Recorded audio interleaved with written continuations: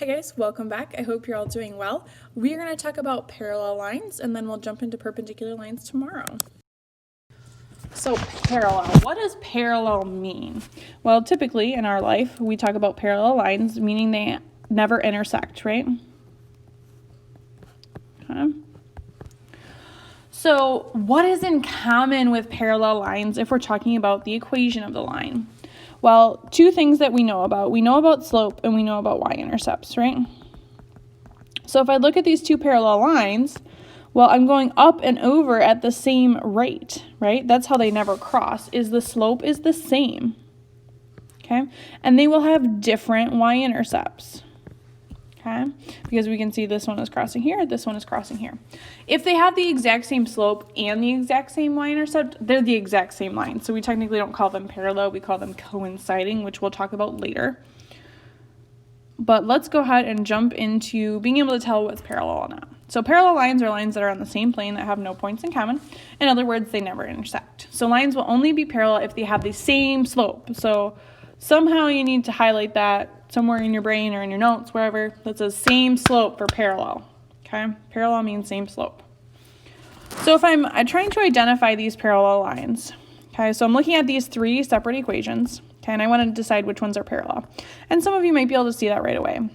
But again, this is in slope-intercept form, so I know the slope here is 4/3. I know this is also 4/3. And this is y equals -5.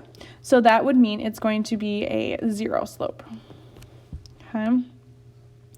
So again, I can clearly see that, okay, these are in fact parallel to each other because they have the exact same slope. Okay. If we go ahead and look at these ones, this one, my slope is 3. Okay. This one, my slope is -1/2. This one's not solved for y, so I'm going to go ahead and solve it so I could tell what its actual slope is. So remember, we're just going to get y by itself. So we're going to have 2y equals -x minus 4. And then I would divide every piece by 2, remember. So I get -1/2 x minus 2. So again, this slope is -1/2. And I'm going to solve this one. I'm going to distribute my 3. So I get y minus 5 equals 3x minus 3. We'll add 5 to both sides. So we're going to go ahead and get y equals 3x plus 2. So this one has a slope of 3. So I can actually see here that these two are parallel. And then I can see that these two are parallel because they have the same slopes as each other. Okay, so I should be able to give you a bunch of equations and you should be able to decide which 2 or 3 of them are parallel.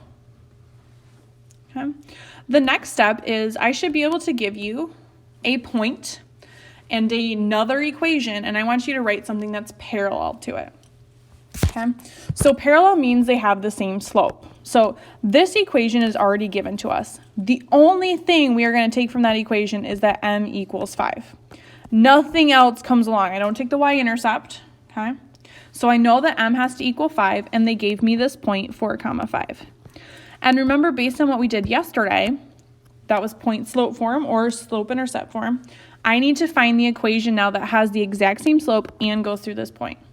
So I'm going to make my list.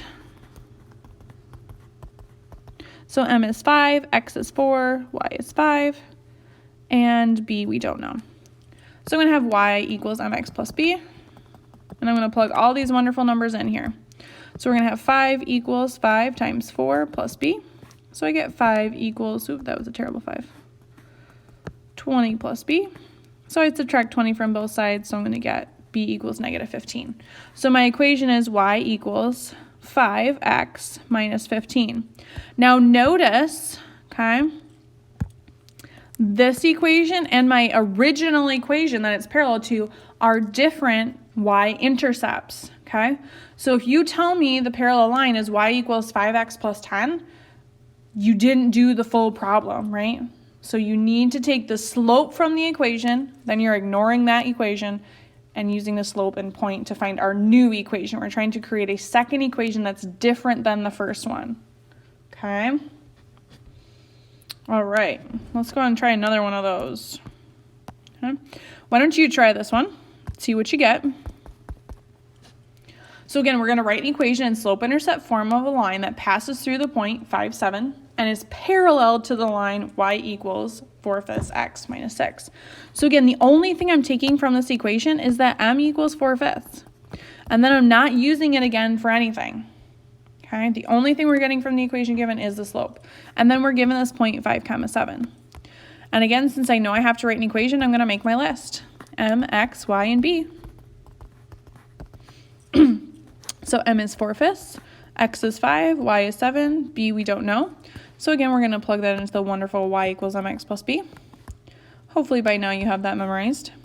So we'll have 7 equals 4/5 times 5 plus b. Well, 4/5 times 5 is conveniently 4 because the 5's reduce out. And so b is going to equal 3. Okay. Again, I'm not done yet because I need to write my equation that is parallel.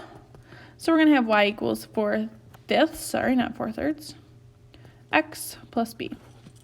And again, we know they're parallel because they have the same slope and they have a different y-intercepts.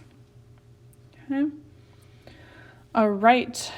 Good luck, and we will see you later. Bye.